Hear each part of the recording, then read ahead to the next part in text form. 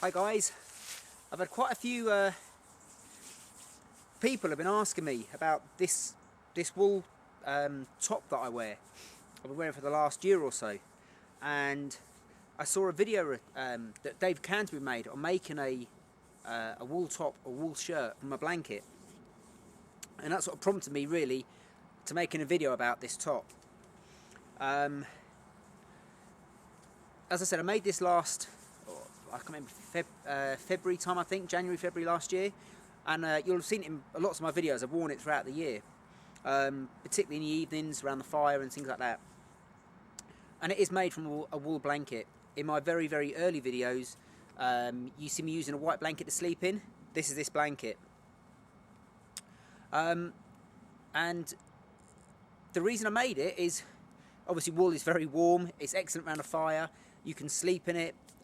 It's just a really useful, versatile garment. The problem is you can buy wool garments or wool shirts, but they're a fortune. And you can buy an army surplus blanket for £5 if you buy a British one. If you buy like the Italian or the Dutch one, you're about 25 to 50 quid, depending on where you get them from. But wool blankets you can get really cheap. You know, go to antique shops and things like that. So my design, what I've done, I've got it longer at the back than it is at the front. So the tail almost comes down to the back of my knees. And the reason I designed that into it is so that if I sit down, I've got something wool underneath me. But it's still some insulation between me and whatever I'm sitting on. So I can put a waterproof mat down on the ground, for example, and I've got wool between me and the ground. The front comes down to my mid-thigh, again, to keep warmth around my main area. I haven't bothered putting a collar on it. One, because it was too difficult to sew a collar. I tried and I couldn't get it to look right. But you know, you don't need a collar with this type of shirt. The collar I was going to try and make was going to be a really long collar that came right down past the shoulders. It's almost like a second lining, so like a second layer here, which have been mainly for the rain. But I don't wear this in the rain. If it's wet, I'll put my poncho over the top. And I made the arms extra long. Two reasons again.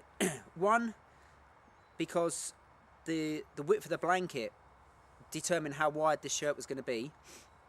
So I had to sew extensions on to the cuffs to make them fit my arms. But then I purposely made the sleeves too long so that during the winter I can actually unfold my arms, or at night time when it's cold, unfold the cuffs, and I've got a covering over my hands.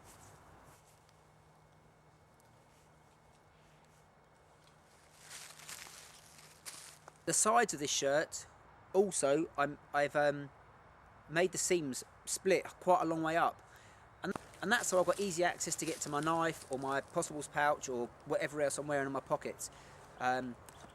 Sorry, I don't wear a possibles pouch, but my Tinder bag, my roly-poly bag. So those are the design features I put into this shirt. There's no buttons on it, there's no zips on it, there's no cords on it. It's just you put it over your head and there you go.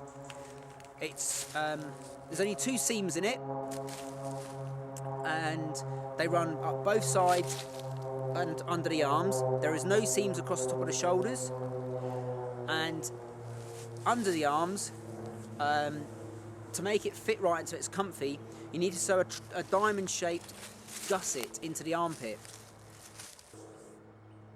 So that's my shirt.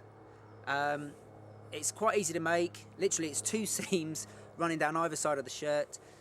Have a go, guys. It's fun to make. It's very warm, very versatile. As I said, I've slept in it several nights, especially during the summer.